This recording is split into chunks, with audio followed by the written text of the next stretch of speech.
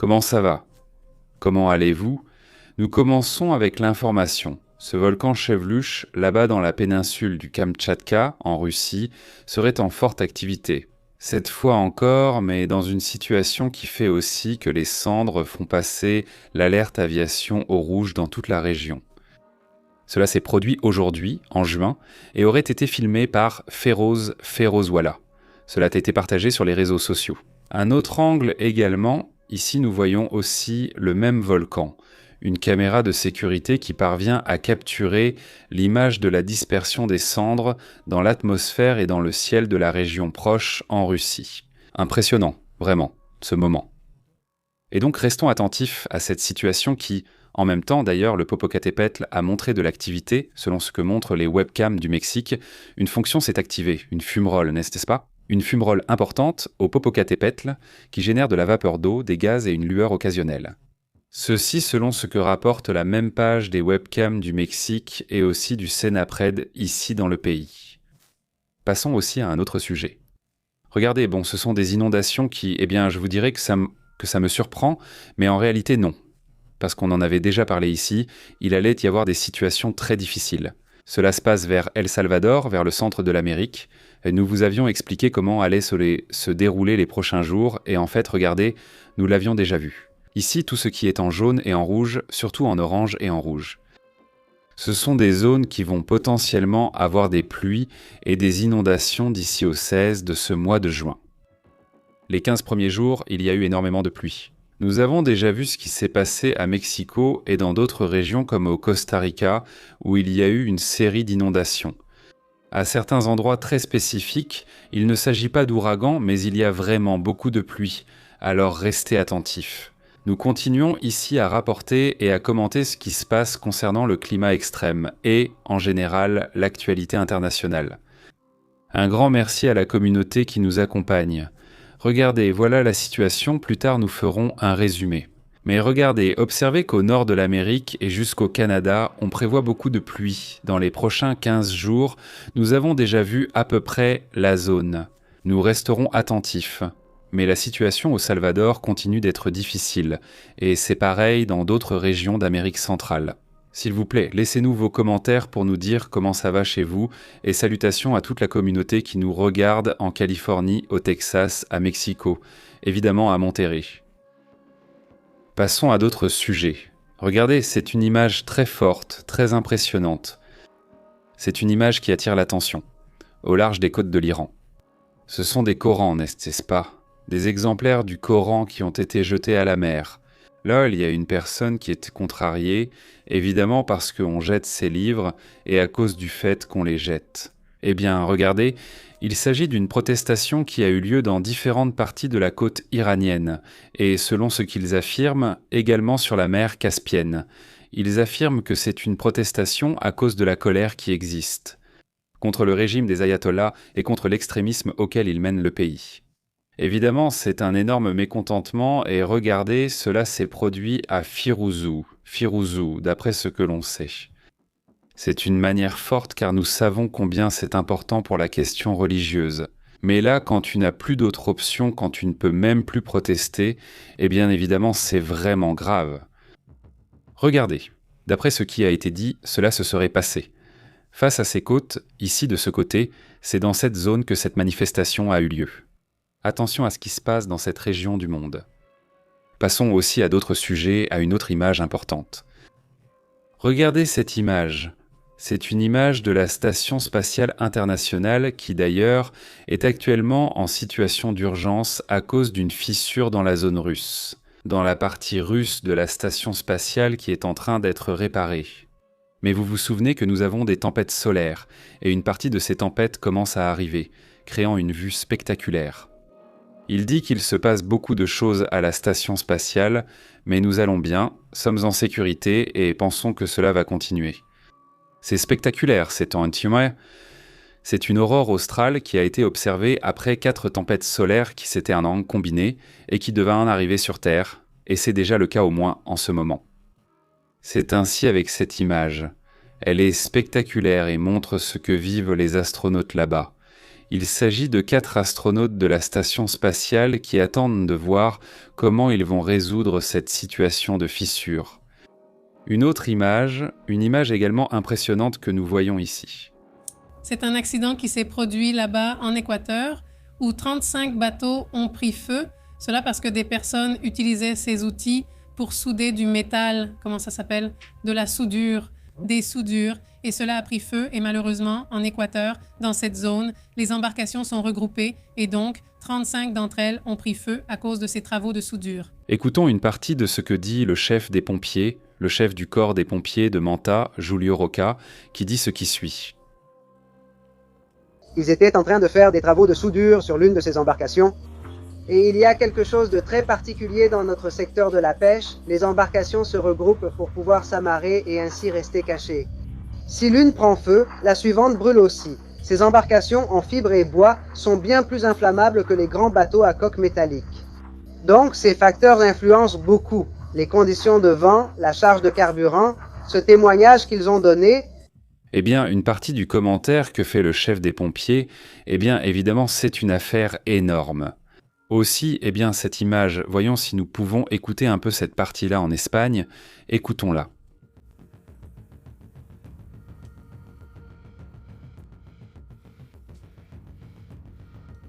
Musique.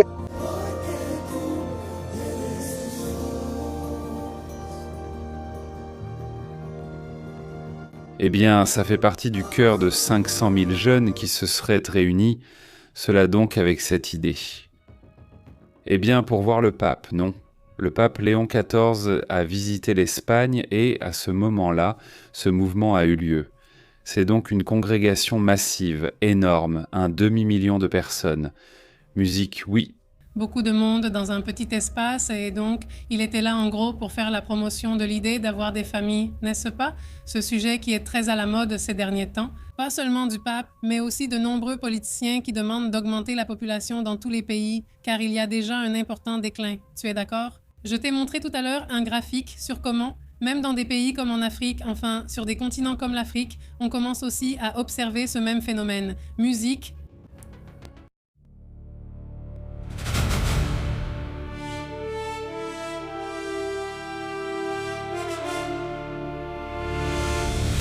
Comme le dit bien Astrid, la population mondiale est en train de chuter, et face à cette situation, eh bien voici le graphique dont parle Astrid, qui était en train de le montrer à ce moment-là. On voit bien sur le graphique, n'est-ce pas? Il a baissé sur tous les continents, y compris l'Afrique, en le montrant. L'Afrique est celle qui a le moins chuté, mais tous les continents ont énormément baissé en ce qui concerne les naissances par personne. Et regardez, ici la grande question et le sondage que nous allons faire tout de suite, c'est eh bien, à quel point est-il vraiment difficile de nos jours d'avoir un enfant, n'est-ce pas? Musique, un enfant.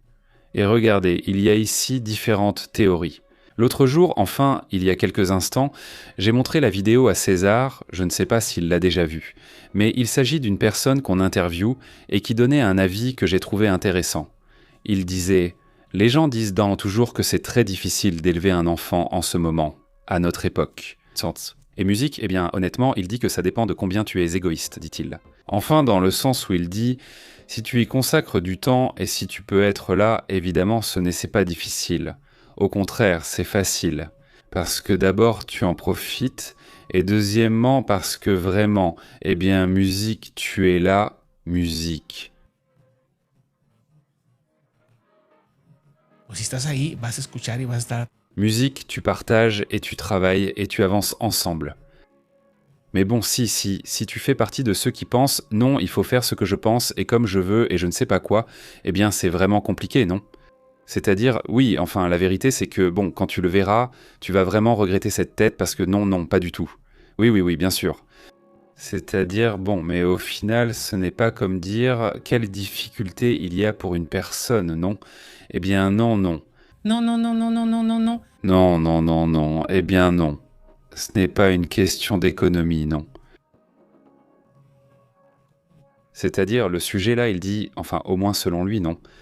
Eh bien, c'est comme si soudain on voulait te vendre l'idée que c'est plus compliqué, pour faire du marketing et te vendre plus de choses dont tu n'as pas besoin.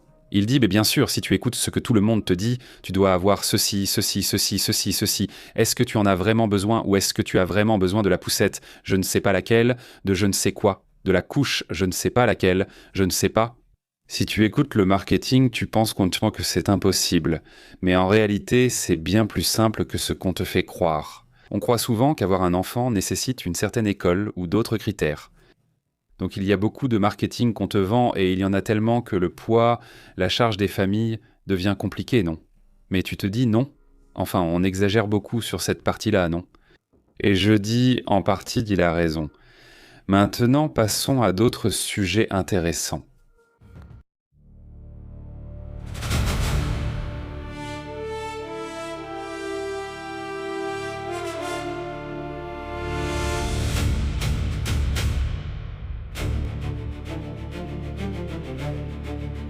Parce que si j'ai dit avant de ne pas te...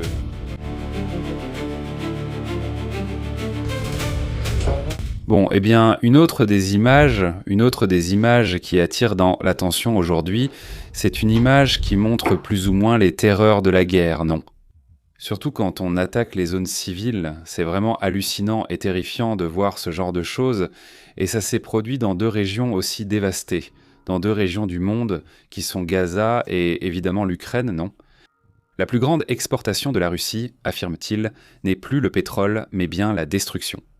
La destruction de maisons, de bâtiments, surtout de résidences cohabitantes civiles, c'est évidemment un sujet terrible, mais au bout du compte, ce sont les horreurs de la guerre, non? Qu'on peut parfois observer dans toute leur horreur, n'est-ce pas? Passons à d'autres sujets, passons à d'autres thèmes, mais regardez, au sein du conflit aussi on observe, ou dans ce qui se passe dans le monde, on observe ce qui se passe là-bas. Nous voyons un hélicoptère qui installe des défenses sur le toit d'un bâtiment pour essayer de protéger ce que la Russie peut encore protéger contre les attaques de drones. Eh bien voilà, non? Voilà, maintenant on voit l'image, voilà. Qu'est-ce qu'ils sont en train d'installer là? Ils installent un système de défense aérienne? Sur un bâtiment? En haut, oui, pour le protéger, car c'est compliqué pour la Russie, qui a montré beaucoup d'habileté à se défendre contre les drones. Et à la fin, malheureusement, mais bon, c'est ça la guerre, n'est-ce pas? Le conflit, bon, quand tu le déclenches, tôt ou tard il te rattrape, il arrive d'un côté, il arrive de l'autre. Et regardez, c'est comme ça qu'on vit à notre époque, où, eh bien, ce n'est peut-être pas immédiat. Mais la réponse arrive, n'est-ce pas? Et elle peut venir à toi de façon conventionnelle ou non conventionnelle, mais au final, eh bien, on finit toujours par se fâcher. La colère, cette énergie qui au bout du compte se forme dans une société de colère, de haine, d'irritation, finit tôt ou tard par s'exprimer de manière terrible dans ce genre de conflit. Regardez, il y a aussi d'autres sujets parmi les images d'aujourd'hui, comme cette image-ci qui vient de Russie, où l'on montre, comme je vous le dis, ce genre d'attaque. Cette fois-ci, c'était hier ou avant-hier, non? Que Zelensky disait « Parle-moi, Poutine, parlons, mettons-nous d'accord et discutons ». Et non seulement ils lui ont dit non, mais Vladimir Poutine a dit à Zelensky « On parlera quand tu te rendras ». Le message était clair, on parlera quand tu auras tout cédé. C'était la réponse de Poutine, et la réponse de l'Ukraine a été « Eh bien, si tu veux continuer la guerre, nous allons la continuer ». Mais comme le disait bien hier Raoul Sanz, à qui je passe le bonjour, Raoul Saez et Sanz disaient hier, ou peut-être que c'était aujourd'hui. Oui, c'est vrai, tu as raison. Aujourd'hui, Raoul Sanz disait justement que c'est lui qui l'a pris. Ce n'était pas moi, ce n'était pas moi. Celui qui l'emporte? Celui qui l'emporte doit assumer. Le commentaire d'hier de Raoul Sanz, eh bien, au final, ça montre comment c'est, n'est-ce pas? Au final, c'est la réalité, n'est-ce pas? C'est-à-dire, on le voit beaucoup, par exemple, dans le domaine du crime organisé de ce type, et peu importe le nombre, parce qu'on nous a interviewés à de nombreuses reprises. Ils savent que cette vie va leur apporter des conséquences, ils savent que tôt ou tard, ça va leur arriver, et évidemment, ils l'assument. Ils assument ce coup, ils assument cette situation, et oui, en effet, tôt ou tard, ils partent, et comme on dit, ils paient le prix, n'est-ce pas, pour ce genre de situation. Cette fois-ci, le problème est qu'une escalade en entraîne une autre, puis une autre, et encore une autre, et ainsi de suite. Et cela, eh bien, tout simplement, ne s'arrête pas.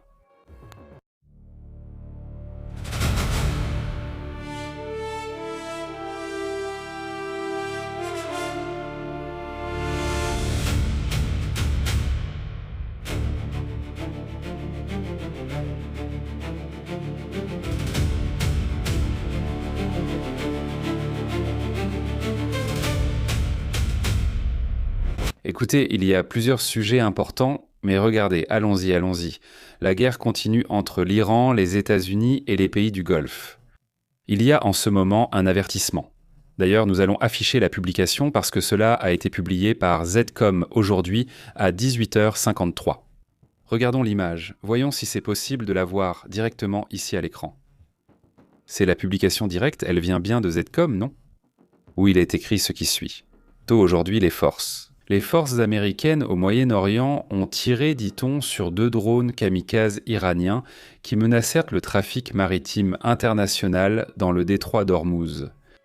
Les forces des États-Unis restent en position et prêtes à continuer de se défendre contre l'agression iranienne. Eh bien, ils parlent d'un abattage, pas d'un abattage de ces drones. Évidemment, c'est un sujet qui continue, qui montre que le conflit se poursuit. Et donc certains médias internationaux ont déjà relayé ce sujet, mais bon, là on peut le voir directement sur le Zcom, rien de plus direct que ça. C'est donc le bras de fer, l'attaque et la contre-attaque qui se déroulent dans cette zone. Ça se réactive, on continue de parler d'un cessez-le-feu, et en même temps on continue de parler de la rupture totale du cessez-le-feu. Que se passe-t-il ? Où en sont les détails sur ce sujet ? Eh bien, parmi les détails qui évoluent un peu, disons que la position des États-Unis est désormais de permettre que les avoirs iraniens soient utilisés pour reconstruire les pays du Golfe Persique qui ont été attaqués par l'Iran, un sujet extrêmement important. C'est ce qu'a déclaré le secrétaire au Trésor, Scott Bassett, et ils envisagent également d'utiliser les avoirs iraniens pour financer des réparations des dommages causés précédemment. Ils évaluent également les conditions des pays du Golfe Persique et vont demander des estimations de coûts. Réparer ces dommages causés par l'Iran ne signifie plus envoyer de l'argent à l'Iran, car ce pays veut s'en servir pour se reconstruire et acheter des drones et missiles comme ils l'ont affirmé. Je trouve cela très curieux, qu'ils aient ce culot de le dire, mais eux, ils envisagent plutôt de l'utiliser pour les dégâts causés par l'Iran. Bon, voilà où en sont les choses sur ce sujet. Il n'y a pas de cessez-le-feu.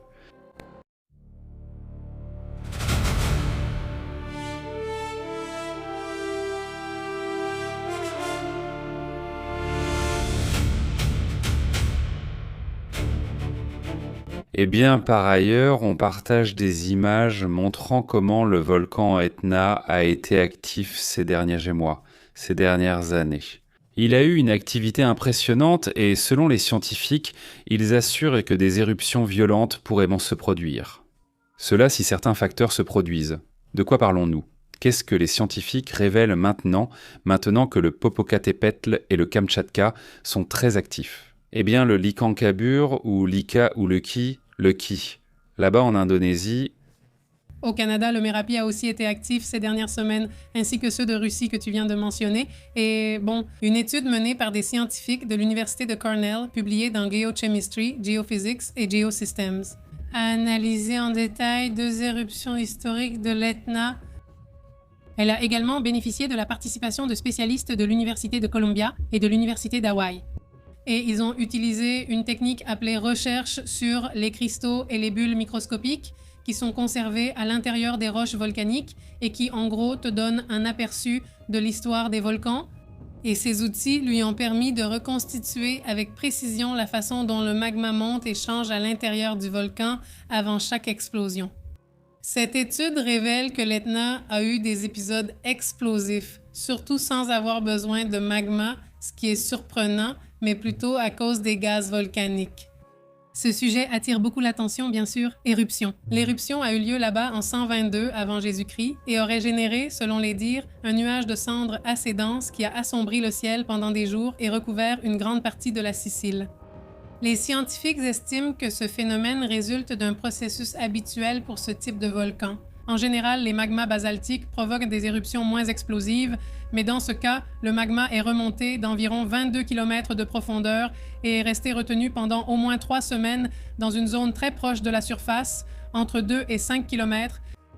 Et donc, cela a généré cette couche si dense de cendres qui est restée là pendant tant de semaines sans s'écouler en Italie à ce moment-là. Eh bien, excellent. C'est aussi impressionnant, non ? Passons à d'autres sujets importants. Si vous arrivez, mettez un like, partagez. Je ne sais pas quoi d'autre, ce que vous devez faire de plus. N'oubliez pas de nous suivre sur les réseaux, sur Facebook, X, Instagram et évidemment sur Telegram et WhatsApp si vous voulez recevoir une notification à chaque fois qu'il y a une publication.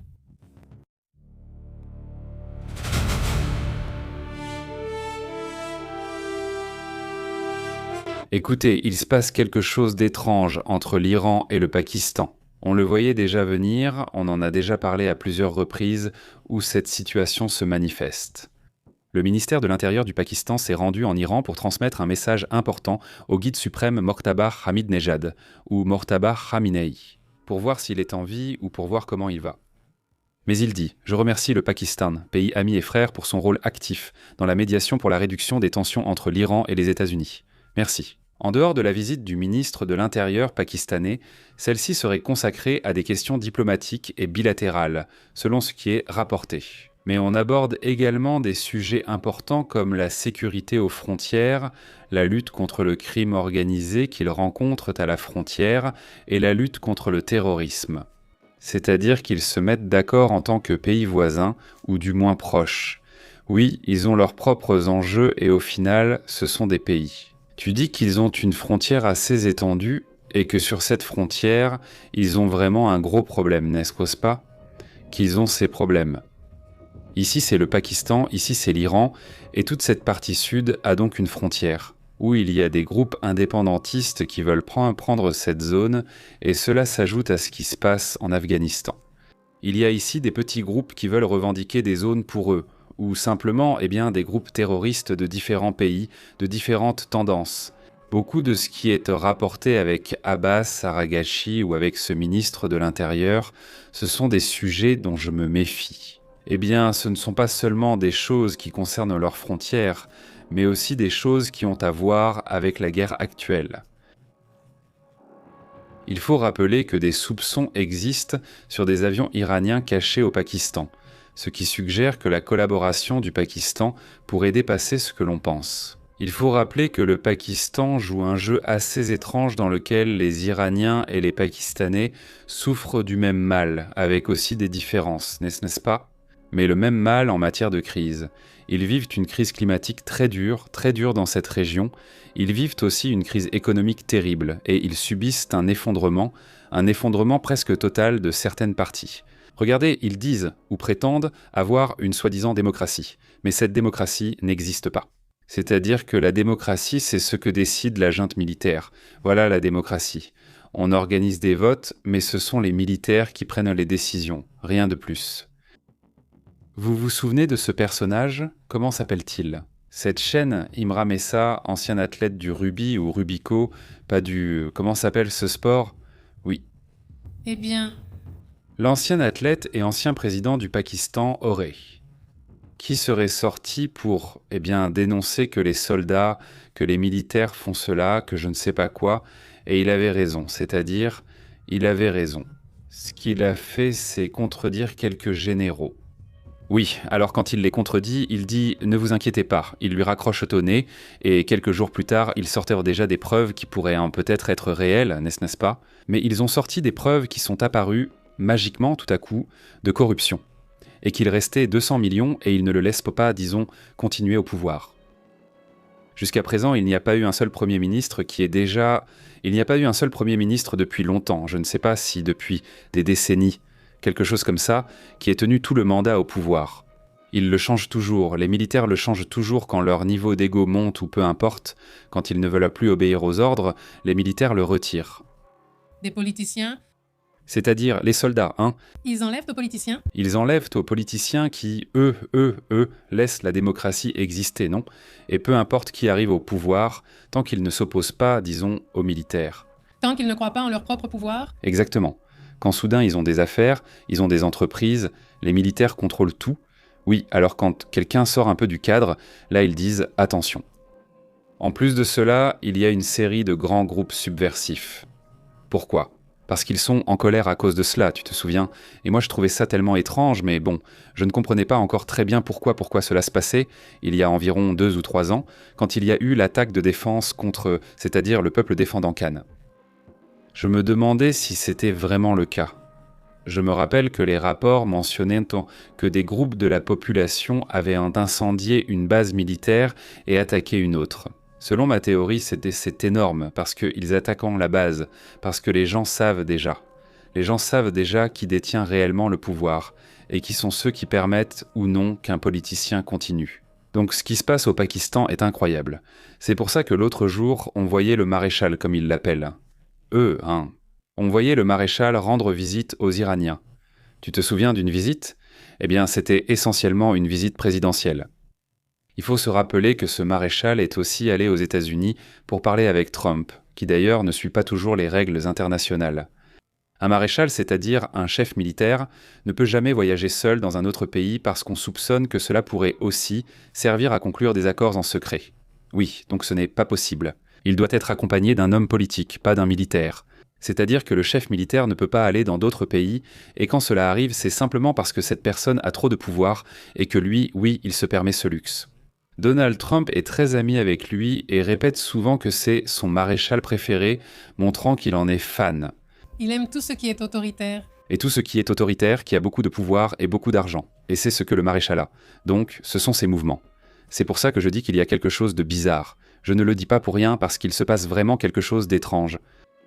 Le Pakistan a beaucoup de relations avec la Chine, il a de bonnes relations avec les États-Unis, il a de bonnes relations avec les Iraniens, il traverse une crise terrible et en même temps, il possède des armes nucléaires. C'est la tempête parfaite.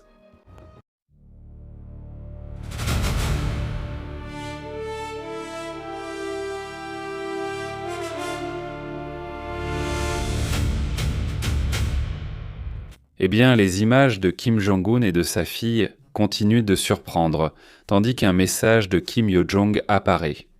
Qui est Kim Yo-jong ? Kim Yo-jong est la sœur de Kim Jong-un. Eh bien, elle envoie un message et vous savez qu'elle est plutôt agressive dans ses messages. Oui, oui, oui. Et donc, elle réaffirme en disant que notre statut de puissance nucléaire est absolument non négociable. D'ailleurs, il y a quelques semaines, elle a obtenu un meilleur poste au sein du parti, car cela fait un moment qu'on ne la voyait presque plus. On dit qu'elle a eu des enfants. En Corée du Nord, tout reste très secret, mais récemment, elle a reçu une augmentation de salaire.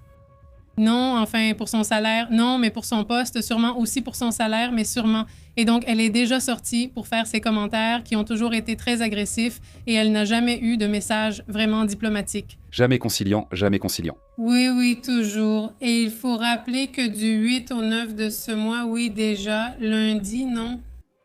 Lundi, Kim Jong-un sera là-bas, en Corée du Nord. Ça faisait un moment qu'il n'y était pas allé, je crois que ça fait presque 7 ans. Xi Jinping, je l'ai dit. Kim Jong-un ira aussi en Corée du Nord. Oui, parce qu'il vit là-bas. Il vit, donc ils sont très enthousiastes à ce sujet aussi, non? Oui, au final, à un moment donné, même si ce n'est plus tellement le cas maintenant, la Chine était l'un de ses plus grands alliés. Oui, et je pense que ce n'est pas ça qu'il cherche, c'est de réactiver cette alliance depuis 2019. Xi Jinping ne se rendait pas, il ne visitait pas la Corée du Nord. Non, lui. Oui, il y a eu le Covid, on peut trouver des excuses et tout ce que tu veux. Mais le fait est que Xi Jinping ne visitait pas la Corée du Nord, qui au final est son voisin. Combien de fois avons-nous vu Xi Jinping voyager en Russie ? 2 fois à peu près.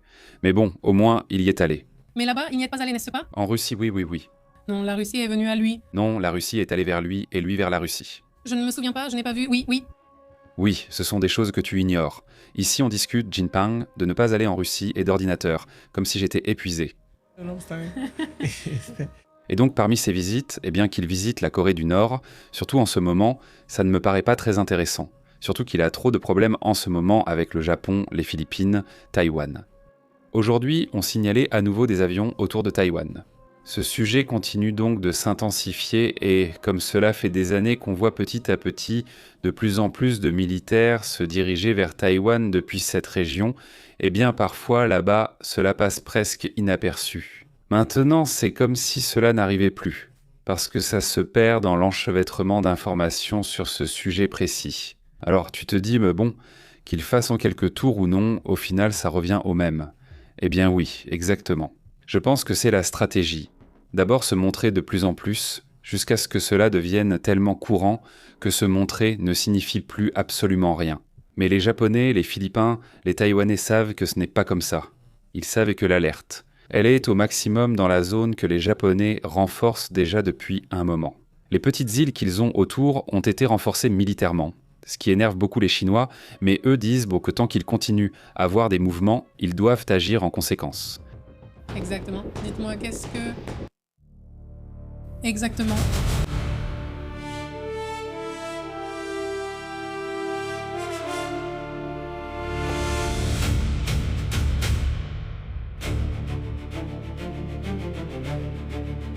Dites-moi, qu'est-ce qui se passe avec cette prédiction qui est en train d'être faite en ce moment, selon laquelle ils assurent que les ordinateurs quantiques vont déjà? C'est ce qui est en train de se faire en ce moment, moi qui assure que ce que je crois, et disons que ce sera au service de l'humanité dans moins de temps que prévu. On parle même du fait qu'on a pensé que les ordinateurs quantiques n'allaient jamais exister, qu'on allait prendre d'autres approches, mais maintenant on voit que cette informatique pourrait être utile dans une décennie, voire même moins. Exactement. C'est ce qu'informe une chercheuse sur la possibilité. C'est une chercheuse du MIT qui dit que cela pourrait arriver plus tôt, n'est-ce pas? Aaron Arrow est l'une des figures majeures de l'informatique quantique. Il affirme que les premiers ordinateurs quantiques réellement utiles pourraient arriver d'ici moins de 10 ans. Elle estime que l'industrie s'accélère fortement, marquant une étape majeure, où les systèmes quantiques pourraient atteindre, dit-elle, des milliers de qubits, une échelle considérée comme clé pour l'amplification. En termes pratiques, l'experte précise que des ordinateurs quantiques opérationnels existent déjà, mais restent trop limités pour résoudre de grands problèmes. Qu'est-ce qui justifie donc tout cet engouement mondial? C'est-à-dire, il leur manque encore une avancée, mais elle dit que l'un des progrès les plus importants ne concerne pas la puissance de calcul. C'est-à-dire, il reste encore un bon chemin à parcourir. Et en plus, il faut encore corriger des erreurs et prendre en compte certains aspects. Elle estime que l'obstacle principal pendant des années a été d'assurer la stabilité de ces ordinateurs quantiques dont nous avons déjà évoqué l'instabilité. Mais bon, selon Arrow, il n'y aura pas un seul jour quantique, c'est-à-dire que cela pourrait ressembler à ce que nous avons vu avec ChatGPT, où nous verrons différentes séries d'avancées qui vont apparaître dans ce domaine quantique. C'est-à-dire, il avance, il lui manque encore du chemin, mais il progresse, non, il lui manque encore, mais il avance. Il s'agit du docteur. Oui, n'est-ce pas? Donc, au final, ce que dit Aaron, oui, ce qu'il dit, c'est que beaucoup travaillent sur les ordinateurs quantiques, mais pas dans la même équipe. Voilà. Donc, Google en a une, IBM en a une autre, et ainsi la Chine en aura une autre, et la Corée du Sud en a une autre. Elles émergeront simultanément, chacune aura ses propres avancées. Google sera parfois la meilleure, puis une autre. Ce n'est pas très clair. Tu veux dire successivement. Oh, À peine. vient de sortir.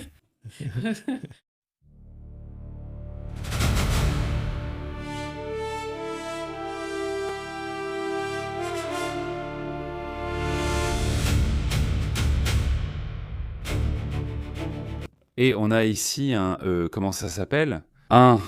Une invention, oui, un développement pour que, tu vois, un développement d'ADN. Oui. Oui. Non. Oui, de Cambridge. Je suis sûr qu'ils vont parler du vaccin qu'ils ont conçu maintenant, d'ailleurs, pour plusieurs types de virus comme ça, du genre coronavirus et tout, non?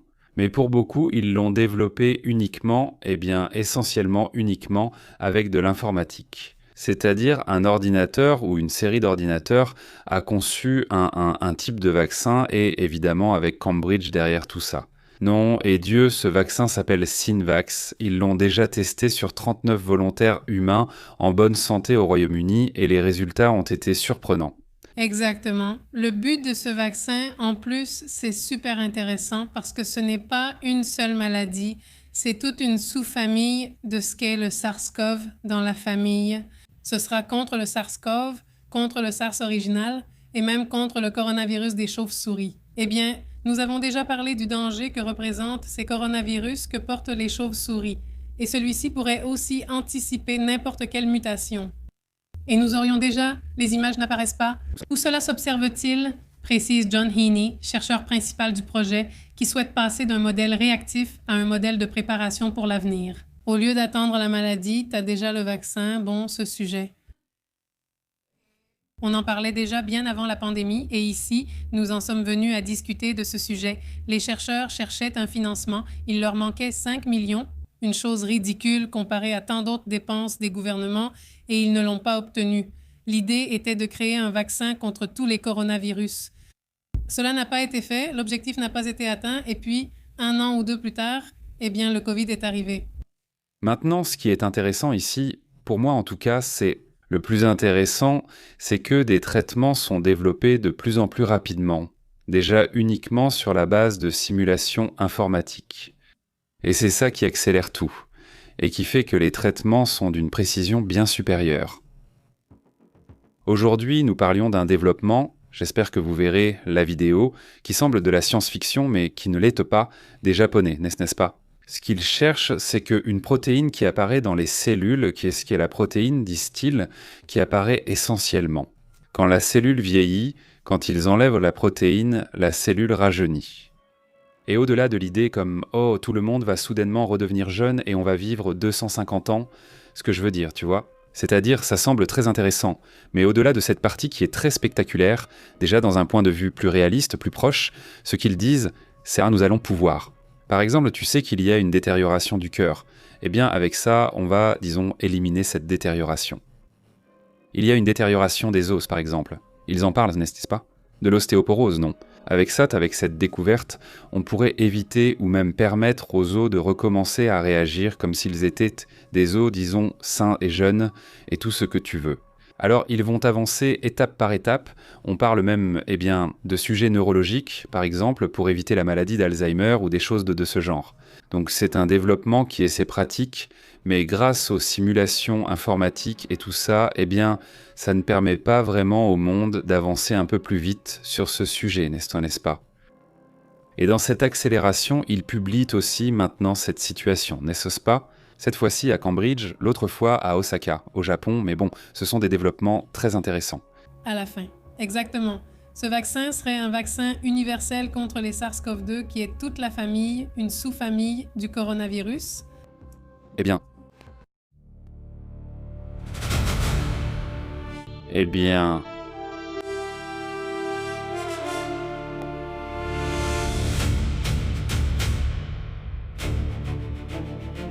Écoutez, la fille, vous vous souvenez de cette Acacia? L'une des personnes considérées comme faisant partie des 12 scientifiques, même si c'est une scientifique, je l'ai déjà dit, mais il faut le rappeler. Donc l'un des 12 scientifiques qui était un porté disparu, elle travaillait pour le laboratoire nucléaire de Los Alamos, là-bas aux États-Unis, et la fille, donc Acacias, elle s'appelle Sierra Acacias, je crois que c'était la fille. Sierra Acacias, oui. Et elle, tu te souviens comment elle s'appelait? Maria Acacias. Maria Acacias. Maria Acacias, oui, bien, Mélisa. Mélisa Acacias, n'est-ce pas? Alors lui, souvenez-vous qu'il y a peu de temps, eh bien, on a retrouvé le corps de Mélisa après plus d'1 an de disparition, n'est-ce pas? Alors, elle disparaît, elle commence à enquêter. Mais je crois qu'il y a un problème familial ou quelque chose comme ça, parce que la famille, du côté de la mère, engage un détective privé. Donc il continue. De son côté, il commence à sortir des choses qui ne sont pas vraies. Par exemple, en disant que la dame portait une arme de 9 mm, ce que dit la fille. Ce n'est pas vrai, car elle n'a même pas le droit de porter des armes puisqu'elle est étrangère. Donc, elle ne pouvait pas porter d'armes, dit la fille. C'est-à-dire non, et elle ne porte pas d'armes ni rien de tout ça. Donc ça, c'est faux. Et donc, beaucoup de choses que cet enquêteur avançait étaient fausses, mais cela a fait que la légende de Mélisa Acacias grandissait de plus en plus. Et donc, elle dit, eh bien, beaucoup de choses qui ont été dites, dit la fille, ne sont pas réelles. N'est-ce pas? Exactement. Elle dit aussi qu'il a fait plusieurs affirmations, des rumeurs scandaleuses sur sa vie personnelle qui n'étaient pas vraies, toutes diffusées par ce détective. Et pardon. Et la Golou, commande Pépé, la subcompacte de 9 mm, mais non, elle ne l'avait pas, car elle ne pouvait pas l'avoir légalement. Elle s'en souvient. Elle a disparu sans laisser de traces le 26 juin 2025 et a été retrouvée il y a environ 1 semaine, le 28 mai dans la région de Mankafi, dans la forêt nationale de Carson et à côté d'un pistolet. Ça, c'est vraiment intriguant. Oui, ce n'était pas à elle. C'est ce qu'on suppose. On suppose que ce n'était pas à elle, donc, eh bien, il y a quand même des choses étranges autour de cette affaire. Non. Il y a des choses étranges, et ce qu'elle dit, c'est qu'on a inventé beaucoup de choses qui ne sont pas réelles. Du moins, c'est ce que dit la fille. Non, l'enquête doit être menée. Voici une image de Melissa Casillas, prise par une caméra de surveillance alors qu'elle marchait, n'est-ce pas? Et regardez, apparemment, elle était en train de de faire son trajet, elle marchait pour faire de l'exercice. En gros, elle aimait aller marcher en montagne comme beaucoup de personnes qui pratiquent la randonnée ou peu importe comment on veut appeler ça, n'est-ce pas? On appelle ce sport la randonnée, non? C'est de la marche en montagne, Non, dis-le avec le style du Nord. n'est-ce pas? La randonnée? C'est ça, grimper des montagnes, c'est comme ça qu'on dit ici vraiment. Oui, oui, oui, on va grimper la montagne, oui, oui. Ce n'est pas, Ce que tu dis. je ne sais pas comment tu dis, mais moi je dis grimper la montagne, on va grimper la montagne. Ce allons grimper la montagne, là. Allons grimper le là. Non. Allons le regarder d'en haut. Non, non. Non. Non. Bon, alors.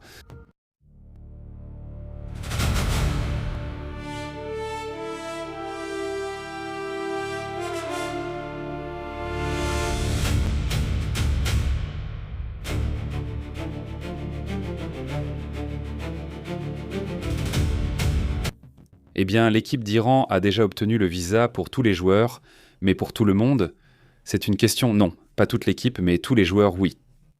C'est-à-dire, le truc, c'est que, bon, ça vient avec quelques détails.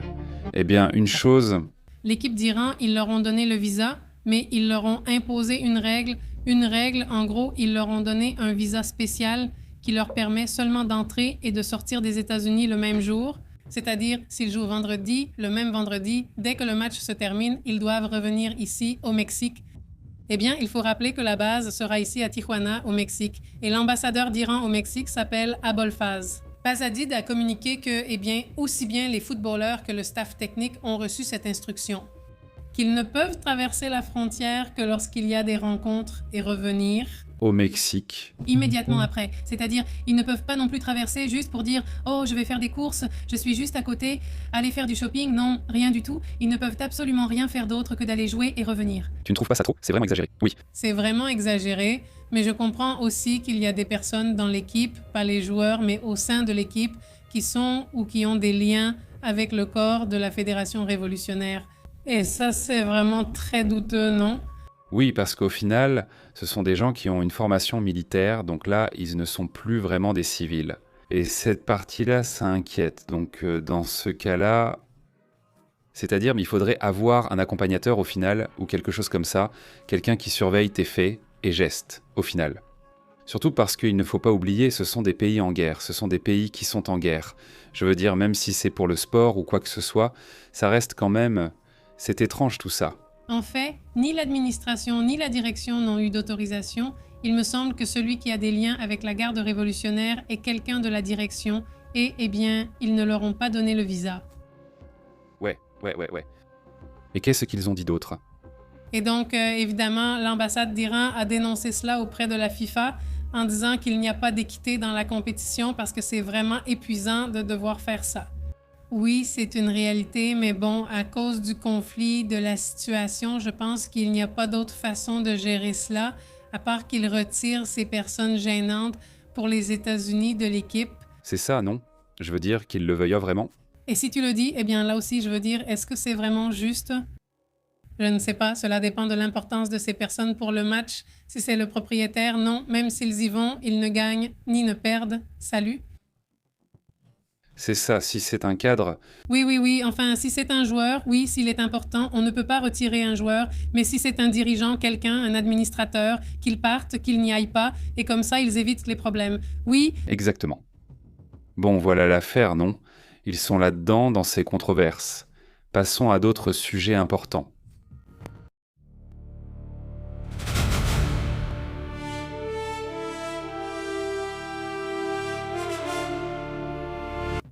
Eh bien, alors, qui est là? Cette semaine, nous avons commencé à regarder une série qui est vraiment bonne. Comment s'appelle la série? Celle de Spider-Man, Spider-Man idéal. Exactement. Super, elle est super vraiment que ce genre revienne parce qu'il y a toujours des angles super sympas. Le noir et blanc, c'est toujours un vrai plaisir. J'adore, mais il ne se fait presque plus de films en noir et blanc ou alors ils sont très prétentieux. Pour moi, c'est un film qui ne m'a jamais vraiment convaincu, même après plusieurs visionnages, souvent parce que mon fils voulait le voir. Si une version différente sortait, comme pour Sin City... Ce n'est pas ça. Monsieur, la première fois, ça va, je la regarde une fois et c'est tout. Enfin, je ne l'ai pas revue, mais... Oui, non, troisième. 3 fois c'est peu. Oui, Mais le point, c'est que la photographie est très belle, non? Je veux dire, excellente performance de...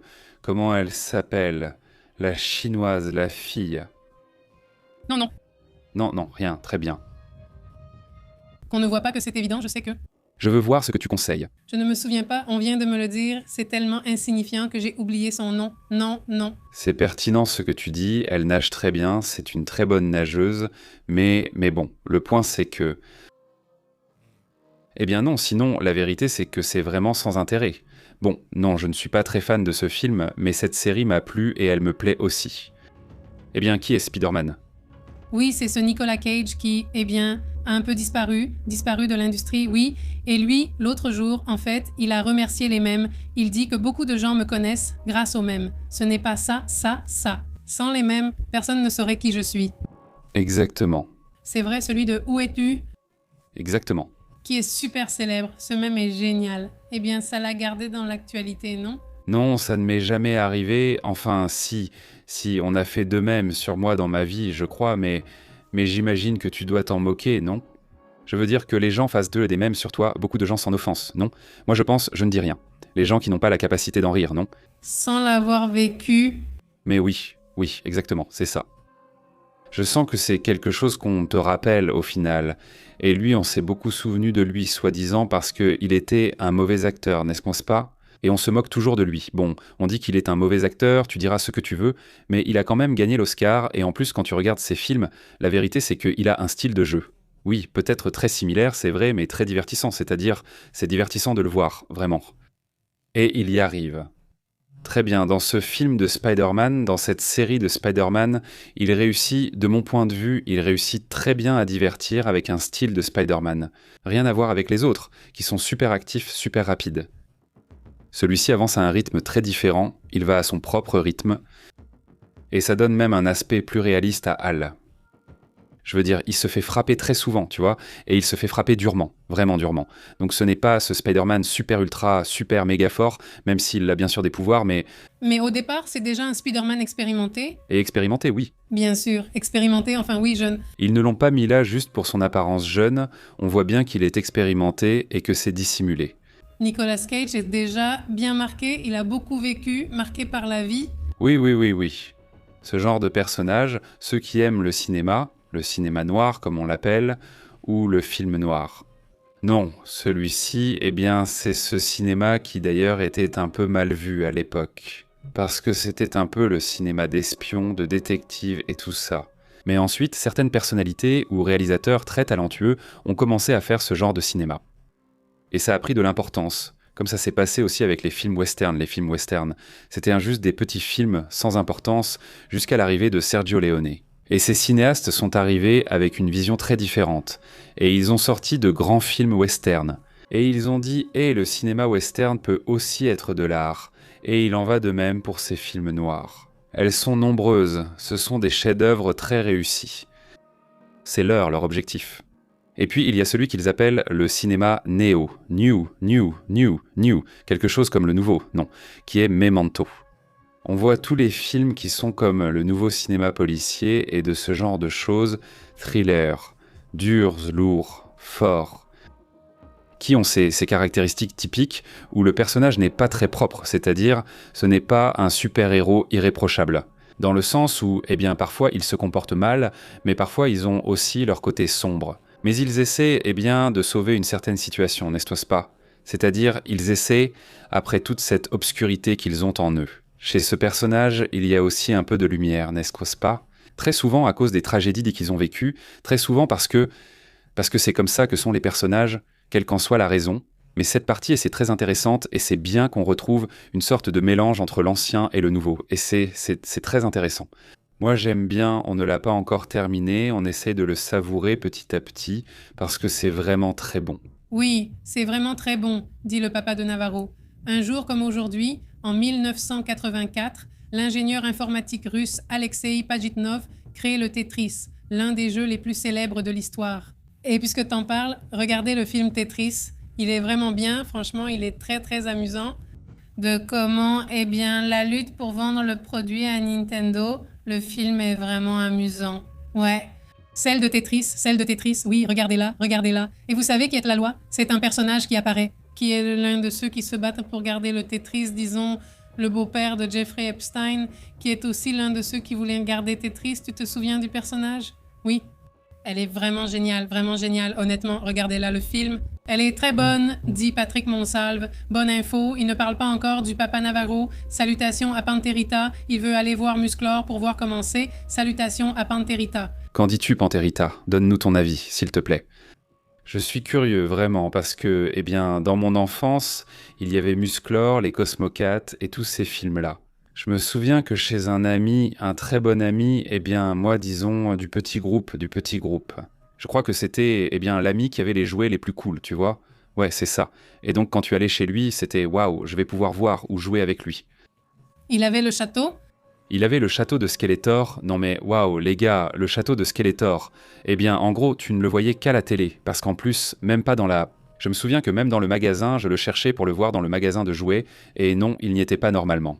C'est-à-dire, oui, c'était difficile à trouver. Et Musclor, eh bien, il avait ce côté super-héros, mais en même temps, voilà. Parce que avant ça, les héros avaient toujours, ou avaient tendance à être toujours des héros, et toujours courageux. Et non, celui-ci était un personnage qui était d'abord un peu lâche, voire très lâche, puis devenait très courageux. Après, il y a eu Harry Potter, et tout cela, ceux du Seigneur des Anneaux aussi. Ce sont en théorie des personnages assez faibles qui réalisent quelque chose d'exceptionnel. On appelle ça l'underdog, non? Ça m'est venu en parlant comme un regio, exactement ce genre de... N'est-ce pas? Quel est le mot espagnol pour ça? Je ne sais pas. Comment tu les appelles? Ça s'appelle aussi regio. Oui, non, c'est que... Comment tu dis ça? Comment on dit en espagnol? Non, vraiment, comment on dit ce mot, celui qu'ils utilisent tout le temps dans... Celui qui vient d'en bas. Celui qu'on appelle comme ça, celui qui vient d'en bas? Oui? C'est comme ça qu'on dit. Non. Bien sûr. Tu as vu le père de Noah Navarra. Un jour comme aujourd'hui, en 1944, a eu lieu le débarquement de Normandie, appelé Jour J, durant la Seconde Guerre mondiale. Et que, eh bien, aujourd'hui, Peter Hedges a prononcé un discours là-bas vraiment très... Ça n'avait rien à voir avec ce qu'on commémorait aujourd'hui, mais il y a toujours des commentaires, non? En ce moment, l'Europe, surtout le Royaume-Uni, est en conflit avec J.D. Vance et maintenant avec Pete Hedges sur l'immigration. Oui, c'est un problème, c'est la réalité, mais ce n'est pas vraiment le moment d'en discuter là-bas. Et pas la manière non plus. Oui, Dina, oui, non. Salutations à Edilce Sendeño, comment vas-tu? Aussi à F de FB Cinéma, il demande quel écran recommandé pour un film. Au cinéma? Oui, quand c'est prévu pour IMAX, alors IMAX, IMSS. Oui, regarde, si tu peux, il y aura sûrement un reportage disant que ce film a été fait en IMAX. Si ça a été fait en IMAX, ça vaut le coup de le voir en IMAX. Tu pèses un peu plus, mais l'écran doit être spectaculaire. Et puis, ils sont faits pour tirer le meilleur parti de l'image, n'est-ce pas? Donc, ce serait l'idéal, n'est-ce pas? Il y a des films pour lesquels on se dit « Non, celui-là, c'est vraiment de l'IMAX et il faut le voir en IMAX pour le niveau de qualité que ça va apporter. » Oui, on remarque la différence. Oui, n'est-ce pas? Oui. Maintenant, choisissez bien vos cinémas. Quand vous voyez un bon écran, notez-le ou souvenez-vous simplement que, pour moi, dans ce cinéma, dans telle salle, tu sais déjà qu'il y a un très bon écran. Je veux dire, elles sont généralement toutes à un niveau assez standard et assez bon, mais il y en a quelques-unes qui sont exceptionnelles. C'est-à-dire, il y en a certaines où tu te dis « Waouh », comme l'IMAX par exemple du Cinépolis de Val-Orient, et spécifiquement, elle est très bonne d'ailleurs, n'est-ce pas? C'est-à-dire, quelle autre? Oui, bon. Eh bien, toutes les IMAX. Les IMAX sont très bonnes, non? Oui. Tata Patia dit « Mon fils avait tous les personnages de He-Man à cause de l'enfant Jésus. » Oui, eh bien oui. Oui, imagine, oui, enfin, c'était celui qui avait la petite boîte à déjeuner de Spider-Man, de Man, c'était aussi la meilleure petite. Non, moi oui, j'ai eu une Shera, mais une Shera pirate, mais je l'ai eue et je l'avais, j'adorais Shera. Salutations à Panterita, et il dit, il ne parle pas, de celui-là, dit Ortega, et il dit, il a continué à attendre le jour de la révélation, dit Ortega. Salutations à Sanis FB. J'ai dîné des salchipapas avec beaucoup de rocoto, dit-il, du bon, et c'était super. Salutations à Sanis FB. C'est cette fameuse salchipapa, n'est-ce pas? Ah oui, quoi? C'est de la saucisse avec des pommes de terre? Oui, en fait, il y a plusieurs versions, mais elles sont très propices aux mèmes, donc il y a plein de mèmes sur les salchipapas, non? Oui, pour une raison quelconque. Eh bien, l'autre jour, pendant qu'on parlait, vous parliez de Musclor, le créateur du personnage, parce qu'il a commencé comme un jouet. L'idée était de le vendre. C'était ici, aux États-Unis, n'est-ce pas? Ils voulaient populariser le jouet comme on faisait avant, tu te souviens? On a vu tout le documentaire, ils détestaient le dessin animé, ils le détestaient vraiment, comme on dit. Où est-ce qu'on a vu ce documentaire? C'est sur Netflix, The Toy That Made Us, ou The Cartoon That Made Us, comment ça s'appelle? Oui, voilà, The Toy That Made Us, donc les dessins animés, non les jeux, les jouets qui nous ont marqués. Il existe aussi d'excellents jeux vidéo, mais celui de Musclor, l'inventeur du concept, détestait le dessin animé car le sujet le dérangeait beaucoup. Qu'on le montre comme faible et puis ensuite, qu'il n'y ait pas de rose, tu vois, le gars super musclé enfermé dans une boîte. Il a toujours détesté ce sujet, que ce soit aussi exagéré et que le tigre soit aussi super peureux quand il n'était pas puissant. Non, il n'était pas super puissant. Les documentaires sont vraiment bien, au fait. Je pense justement que c'est ça la valeur ajoutée qu'avait ce He-Man. Je ne sais pas si cela arrive autant chez les adultes, mais je pense que ça arrive un peu. C'est moins visible, mais oui, il y a des choses, il y a des éléments qui te font sentir puissant, dans le bon sens comme dans le mauvais aussi. C'est comme quand tu mets quelque chose que tu aimes et qui te fait te sentir bien. Le classique, avec ses baskets, je cours trop bien, non. Les footballeurs ou autres, non. Tu découvres certaines petites habitudes auxquelles tu donnes cette énergie ou ce côté psychologique, tu leur attribues quelque chose et tu te sens bien, comme le classique. Je ne sais pas si ça vous est déjà arrivé ou si vous vous souvenez, quand vous mettiez ces baskets et vous disiez « maintenant je cours plus vite », non? Oui, quand ils étaient neufs. Parce que les baskets étant neuves et tu les adorais, tu disais « maintenant je cours plus vite » et je ne sais pas quoi, et bon, peut-être pas, mais c'est bien que tu le penses. Donc il me semblait que He-Man représentait cette partie où, tout à coup, il sortait l'épée et devenait puissant, non? Oui, quelque chose comme ça, mais... Et puis les Thundercats aussi, enfin, il sortait aussi, même si lui, il ne passait pas de lâche à bon. Oui. Disons que cela lui donnait aussi du pouvoir, non? Quand il touche son côté le plus... Oui. Oui, je me suis déjà préparée. J'ai façonné l'horizon et comment ça s'appelle déjà? Cowboy Galactique. Non, le Cowboy Galactique, oui, avec Sarah Ruana. Avec Sarah Ruana, Force d'ours, ours, tout ça, comment ça se fait qu'il n'est pas là? Bien, Vision d'aigle, non? Vision d'aigle, du gars? Tu as vu le gars? Du gars, Force d'ours, et je ne me rappelle plus la troisième, il y en avait une. Maître Shifu dit « Moi, j'avais la boîte à goûter des frères Walla et de Barney. J'ai pas eu celle de Musclor. C'est parce qu'il est plus jeune, Maître Shifu. Maître, c'est parce que moi, Shifu. » Maître Shifu. J'avais Je dois me dire quel est mon donchera. J'avais une donchera des bisounours qui sont de retour en ce moment, donc je peux me fondre parmi les jeunes. Non, ce n'est pas vrai, mais oui, j'avais celle des bisounours et je me souviens aussi d'avoir eu celle de Charlotte aux fraises. C'était aussi le top. Elles étaient en plastique, pas la mienne. Moi aussi, j'avais ça. Toi, tu avais celle-là, moi j'avais celle-ci, et c'était comme ça. Tous mes petits camarades de maternelle, je me souviens, c'était comme ça. Mais celle en plastique, n'est-ce pas? Celle-ci, oui, celle-ci, exactement celle-ci. Oui, c'est celle en métal. Non, celle-ci. Selon moi, c'était celle-ci, non? Je pourrais jurer que c'est celle-ci, non? Mais en même temps, tu t'en souviens vraiment très bien, non? Cette fichue petite chose-là, des sifflets. Là, il renversait toujours le jus sur le pauvre bulletin qui arrivait là. Roger Félix dit « Bonsoir, salutations depuis l'Uruguay. Salut, Roger. » Mais tu as là, enfin, il y a des souvenirs qui ne s'en vont pas, non? Enfin, comme le souvenir de la maternelle, d'ouvrir la boîte à déjeuner et de dire, ou même, je ne sais pas. Oui. Ça sent, oui. Et il y a l'odeur du plastique de cette boîte, non? Trop bon.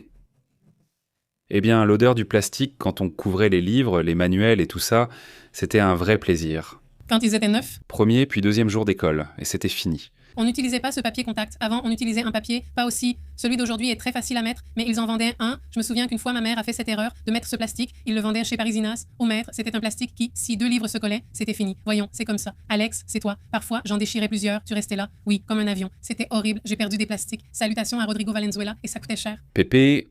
Yes, sir. Maintenant, je vous vois. 99% du temps en différé, mais je ne rate jamais vos informations.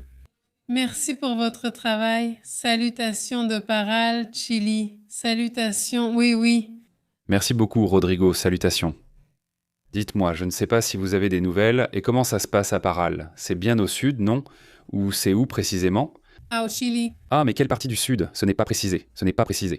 Vers où tu nous regardes là-bas, s'il te plaît, si tu peux nous le dire. Je dis ça parce que dans la partie sud, d'après ce que je voyais, il va pleuvoir énormément ces prochains jours.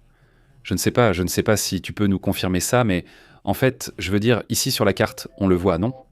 On le voit clairement, c'est flagrant, c'est là. Donc toute la partie sud sera très pluvieuse. D'ailleurs, on va clôturer le sondage maintenant. Regardons les résultats. Alors, quel est le résultat? La majorité a sans doute choisi la vision. Voyons, évidemment. Non, alors, non. À la fin, c'est... Bon, voyons, où est la réponse? À la fin, la voici, il est écrit « Est-il plus difficile d'élever un enfant aujourd'hui ?» Oui, 78%. D'accord, d'accord, d'accord. Non, 17%, je ne sais pas, 5%. 5%, très bien. Avec 7 votes. Honnêtement, je trouve cela économiquement plus difficile. Oui. Ce n'est pas que ce soit nécessaire, ce n'est pas qu'on veuille avoir tous les luxes. Moi, je n'ai pas eu tous les luxes, c'est-à-dire, nous n'avons pas eu tous les luxes avec les enfants, mais je sens vraiment que les choses ont beaucoup trop augmenté de prix. C'est-à-dire la nourriture, les services médicaux, les écoles. Bon, si tu es dans le public, eh bien, de toute façon, tu dois payer, pareil, les cours, tout est très cher maintenant. C'est extrêmement cher, dit Marvin. Salut Marvin. Le problème ici, c'est que, eh bien, là, comment disait quelqu'un déjà? C'est-à-dire là où il y en a pour 2, il y en a pour 3, quelque chose comme ça, non? Oui. Et je dis, oui, tu as raison dans le sens où si tu veux avoir, eh bien, tant mieux. Parce qu'en vérité, je veux dire, au niveau de l'obésité qu'il y a au Mexique, c'est dingue, mais bon, la vérité, c'est que au-delà du coût de la nourriture et tout ça, qu'il y en a évidemment, je pense aussi que le coût est lié aux attentes, c'est-à-dire au coût de... Eh bien, parce que tout évolue, évidemment. Et tu veux évidemment donner le meilleur à tes enfants, et en voulant leur donner le meilleur, eh bien, ça devient presque impossible. Tu te dis, je veux ça, ça, ça. Quand tu fais la liste, tu te rends compte que c'est fou et énorme. D'un autre côté, honnêtement, je dis, il y en aura qui ne seront pas d'accord, mais sincèrement, eh bien, au fur et à mesure que le temps passe, que l'expérience avance et tout ça, ici, du moins, je pense qu'au Mexique, la plupart des gens ont un réseau de soutien, non? Enfin, que les grands-parents, les oncles, je ne sais pas, enfin, c'est quelque chose qui est très courant. Mais dans d'autres pays, ce n'est pas comme ça, enfin, en Amérique latine. Je pense qu'on s'entraide tous un peu, plus ou moins. Mais dans d'autres, je veux dire, dans d'autres pays, non. Dans d'autres pays, c'est... En gros, débrouille-toi. Tu fais comme tu peux, donc on comprend que les gens veuillent moins d'enfants, franchement. Parce que comment faire, n'est-ce pas? C'est-à-dire, comment tu fais pour, je veux dire, malgré tout, j'insiste, les choses finissent pas par s'arranger, oui, mais... Parfois, tu ne veux pas que ça s'arrange ainsi, tu veux autre chose. Qu'elle coule? Oui. Qu'elle soit fluide. Tu te demandes comment je vais faire, exactement? Oui, bien sûr, et ça crée de la tension. Oui, beaucoup de stress, ça génère beaucoup de stress. Et la réalité, c'est que bon, on parle d'avoir des enfants en supposant que tu es déjà marié avec ton partenaire, n'est-ce pas? Mais il y a des gens qui ne peuvent même pas se marier ni avoir d'enfants. Enfin, non, ils vivent chez leurs parents et c'est comme ça. C'est la réalité de beaucoup de jeunes, en Europe surtout. J'ai beaucoup entendu parler de ce sujet en Europe et aux États-Unis. Et bon, ici au Mexique aussi, on entend de plus en plus parler de gens qui, eh bien, c'est comme ça. Enfin, pour ce qui est des enfants, ici au Mexique, je crois qu'en général, ce n'est pas si mal vu de rester chez tes parents jusqu'à ce que tu te maries. C'est encore très courant. En Amérique latine, en général, non. Dans les pays où il était courant de partir à 18 ans, ce n'est plus possible car ils ne peuvent plus se permettre de payer un loyer, non? Bien sûr. Bien sûr. Si tu ne peux pas te permettre de payer un loyer, alors comment pourrais-tu te permettre d'avoir un enfant? Exactement. Oui, non, et évidemment, la partie ici, où le plus important, c'est que souvent, tu te dis, ils vont avoir 1 ou 2 enfants, et oui, écoute, ils gagnent bien, ils sont déjà, comment on dit, ou en train de s'enrichir économiquement. D'accord, très bien, mais à quel prix? Non, eh bien, tu pars à 7h du matin, tu rentres à 9h du soir. Non, en fait, j'ai déjà plusieurs amis qui avaient des emplois très difficiles. Petit à petit, ils ont changé, mais ils ont passé des années à travailler toute la journée, en gros. Donc non, tu ne les connais même pas, n'est-ce pas? Je veux dire, les enfants, les gens ne les connaissent pas, beaucoup de monde, non? Donc oui, c'est compliqué, et d'un côté, tu veux apporter une certaine prospérité, mais de l'autre côté, tu sacrifies aussi du temps. Tu sacrifies, comme on dit ici, cette étape-là, une partie de l'éducation, des valeurs. Pourquoi ? Eh bien oui, souvent les parents sont absents parce qu'ils ne peuvent pas. Alors les parents se disent, plutôt que d'être absents, autant ne pas en avoir, n'est-ce pas? Et cette partie-là, on la comprend aussi. C'est-à-dire aussi. Je sens que ça a augmenté du moins, c'est ce que je ressens. Que la conscience des parents sur ce que signifie avoir un enfant a grandi. et qu'ils cherchent justement cela, n'est-ce pas? C'est-à-dire se demander, bon, est-ce que je vais pouvoir? Est-ce que je vais vraiment être là? Ou est-ce que je ne pourrai pas et je ne serai pas là? Et s'ils ne peuvent pas et ne seront pas là, et bien souvent, ils préfèrent, n'est-ce pas? Et nous avons beaucoup d'amis et d'amis qui tout simplement ont décidé, ont préféré ne pas avoir d'enfants, et on comprend cette décision parce que, eh bien, c'est compliqué, n'est-ce pas? Et donc, soit ils en ont un, n'est-ce pas? Et c'est tout. C'est quelque chose qui, peut-être avant, était peu commun, n'est-ce pas? Qu'il n'aya qu'un seul enfant, maintenant il est courant de ne pas en avoir ou d'en avoir un seul, n'est-ce pas? C'est vraiment, vraiment, mais super courant. Oui, du moins parmi les gens que je connais, n'est-ce pas? Exactement, dit Ortega. Seuls les musulmans se multiplient, cela dépend de leur localisation. Parce que les musulmans qui migrent, par exemple, en France, dès la 2e génération, ils n'ont déjà plus le même nombre d'enfants que leur mère. Oui, la question occidentale les influence déjà, qu'on le veuille ou non, et tu te demandes quoi leur offrir et à quel niveau, n'est-ce pas? Les jeunes femmes veulent étudier et ne pas être mères à 18 ans. Exactement. Donc oui, il y a des sujets comme l'éducation des femmes qui ont effectivement retardé le fait d'avoir des enfants. C'est la réalité, oui. Eh bien, et dans le graphique que nous regardions, nous voyons par exemple que l'Afrique a complètement chuté. Aussi en ce qui concerne la fertilité, disons. C'est-à-dire qu'ils n'ont plus autant d'enfants, même s'ils restent ceux qui en ont le plus. Oui, mais regarde, ici on voit le graphique, voyons si on peut le mettre ici sur Twitter, non? C'est-à-dire... Mais oui, c'est descendu de 6,5 à combien? Our World in Data, non? Ce sont eux qui font cette publication, et tout à l'heure on mettra le tableau complet, non? Mais, voyons, c'est là. Maintenant c'est devenu tout petit. Voyons si on peut l'afficher, voilà, un peu plus haut.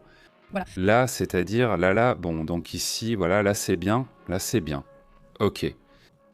Donc là, on le voit, commence à diminuer.